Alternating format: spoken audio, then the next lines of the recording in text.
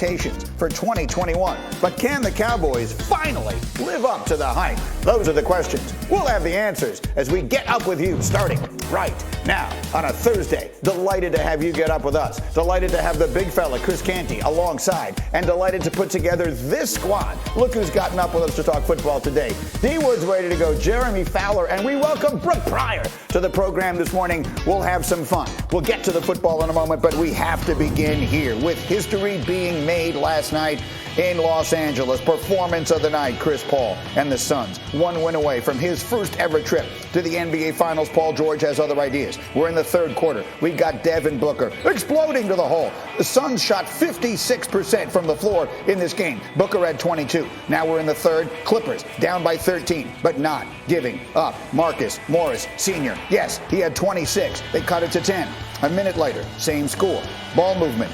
Nicholas Batum in the corner for the triple. Clippers cut it to 7. Suns need a timeout. I don't know what Steve Ballmer is doing there. Meanwhile, less than 13 seconds to go in the third. Chris Paul would not be rattled. He scored or assisted on 16 of the Suns' 31 in the third. And then the fourth quarter was a coronation. Under 10 to go. Suns up 18. Chris Paul, yes, he was 16 of 24 on the night.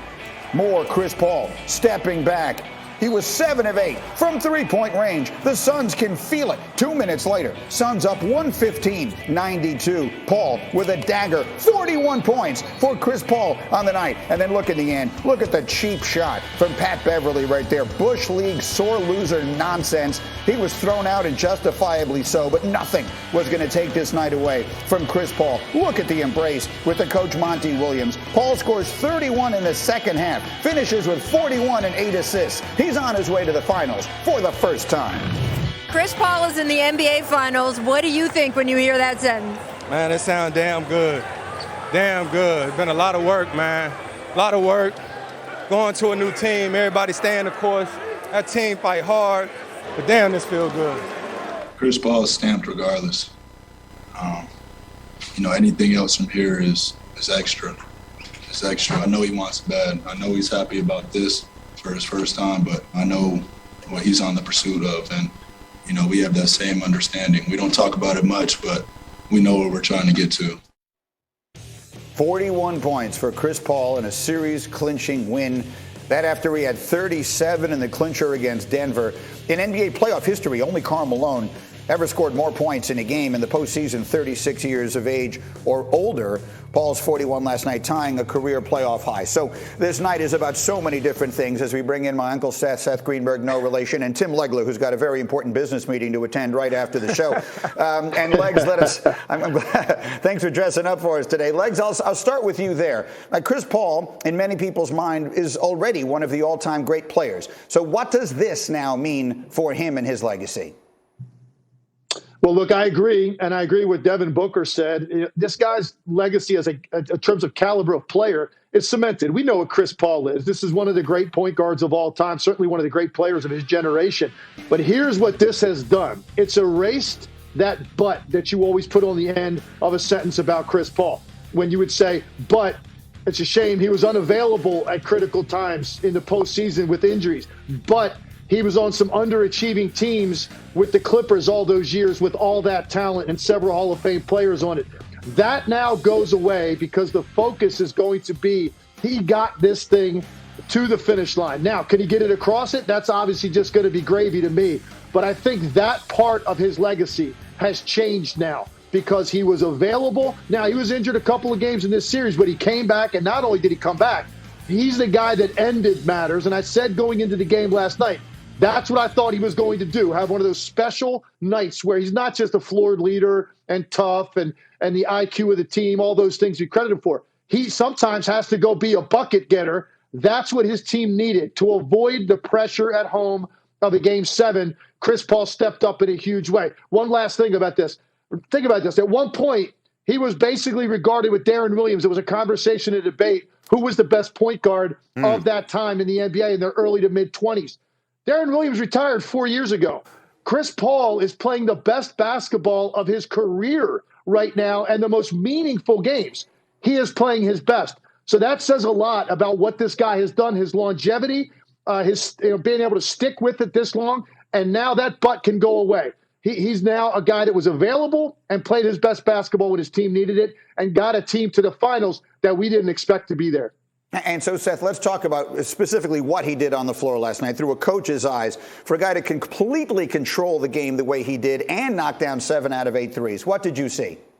Well, first of all, Chris Paul is not a good leader. He's a great leader, and you saw it right there. You saw this basketball team. You know, you talk about all the teams that he's played on in his career. He's got guys that are willing to follow him. If you look at him, he's the Pied Piper of this Phoenix Suns team. Like, you talk about DeAndre Ayton, all right? He's following him. You talk about Devin Booker. He's following him. He didn't have that in other situations. But what he did on the floor is a couple things. One, against his own. They moved the ball. They moved people. They didn't settle. He got the ball where it needed to go. He's the last of a generation of true point guards. He was a ball guard last night. He scored 41 points. But he's the last of the true point guards, a playmaker, a guy that sets the table, a guy that gets others involved first and then gets himself involved. And then on the defensive end, you got to forget now, Chris Paul's been a 5-time first-team All-Defender. So he defends, he distributes, and he can score. But most importantly, I think his imprint on this team, and I don't know what you think, Legs, is what he does in the locker room. His leadership, getting those young guys to buy in. He's played with more talented teams that didn't get to the finals. But he's got this team to the finals because of his leadership. We'll have a lot of time this morning, guys, to get more deeply into this. But quickly, I would ask, are they the favorite in the final, Tim? They're waiting for either a banged-up Milwaukee or a banged-up Atlanta team, one way or the other. Do you think Phoenix is the favorite? I'm not sure this is the majority opinion, but they are for me. They'd be the favorite against either one of those teams. I think they're the most complete team. I think their role definition and acceptance is the best in the NBA. And I think right now, going through some adversity in this series, I think has made them battle-tested. I think they're the most complete team. They've had the cleanest sheet to this point. I would make them the favorite. All right, guys, stay close. We have much, much more to get to on this morning. The legacy of Chris Paul, the Suns in the finals. We'll look at the East and a whole lot more. In the meantime, however, we are now into the month of July, which means NFL training camps are right around the corner. In fact, the first 2 teams to open camp will be the Steelers and the Cowboys July 21st, as those teams will play each other in the Hall of Fame game to start matters. Meanwhile, next to report will be the Super Bowl champion Tampa Bay Buccaneers. Tom Brady and company will open on the 25th.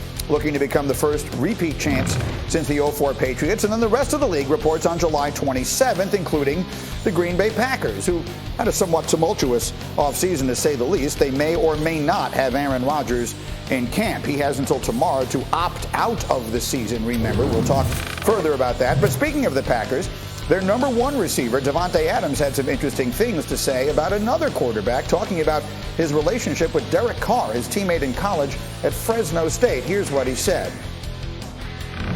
Obviously, I love Derek to death. We got a great friendship, and we still communicate really, really consistently. He's one of my best friends. So obviously, it'd be a dream to be able to play with him. But I'm a Packer now, so until that point where we make that decision, I guess we just we'll see what happens.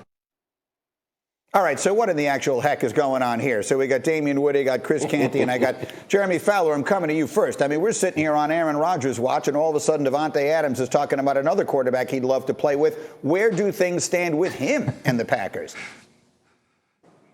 Well, Greeny, Davante Adams and the Packers are expected to try to come to an agreement on a massive contract extension. He will likely be the highest paid receiver in the league at some point. Most evaluators I talked to believe he is the very best at that position right now. So he is a priority for the Packers, whether Aaron Rodgers is the quarterback or Jordan Love. The problem is Rodgers' contract has been an albatross for that team. It's hindered them from doing some other contracts and things they want to do with the team building standpoint. So they got to shake that out first, and they're willing to give Rodgers probably whatever he wants right now.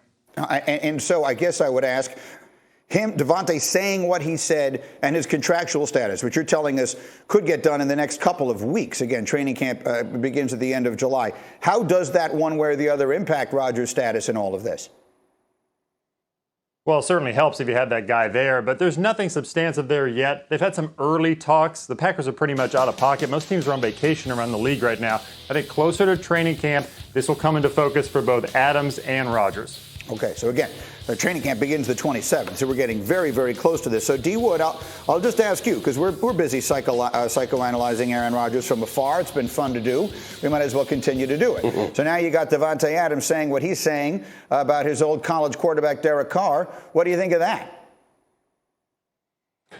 Hell, Greeny, if I'm a fan, I'm pulling my damn hairs out. Here we are about to report to training camp. My quarterback doesn't want to be here. Receiver talking, the receiver talking sweet things to his former college quarterback. And, it's like, dude, what's going on here? So it's just a whole mess right now with the Green Bay Packers as far as their two biggest stars. But listen, I don't think, as far as Aaron Rodgers and Davante Adams, I don't think either one really plays against one another. Aaron Rodgers already has his mind made up that he doesn't want to be with Green Bay. So the fact that Davante Adams is saying that, talking about Derek Carr and possibly playing with him, that shouldn't affect Aaron Rodgers one bit as far as his situation with the Green Bay Packers. Okay, Chris Canty, that's what he thinks. What do you think? Yeah, I don't think Aaron Rodgers can be in his feelings about Davante Adams coming out and saying what he said about Derek Carr because, first of all, Aaron Rodgers has to know Davante came out earlier this offseason and said that his impact on whether Aaron's with the team or not could determine whether or not he stays long-term in Green Bay. So I look at what Davante said yesterday as a potential negotiating ploy with the organization, try to put some pressure on them to get another big contract. I mean, he was the best wide receiver in all of football last year, so he's in line for a huge payday. But beyond that, I just feel like for both Aaron and Davante, it makes sense for them to come back together in Green Bay because that represents the best opportunity for both of them to compete at the highest level of the sport. And let's face it, for both of those guys, that's what it's all about right now, being able to chase after championships. We are less than 4 weeks away from getting the answer to this one way or the other. Is Aaron Rodgers going to show up for the start of training camp? Tomorrow is a deadline of sorts. We'll get to the details on that as we continue, but I don't think most people expect it to matter. Meanwhile,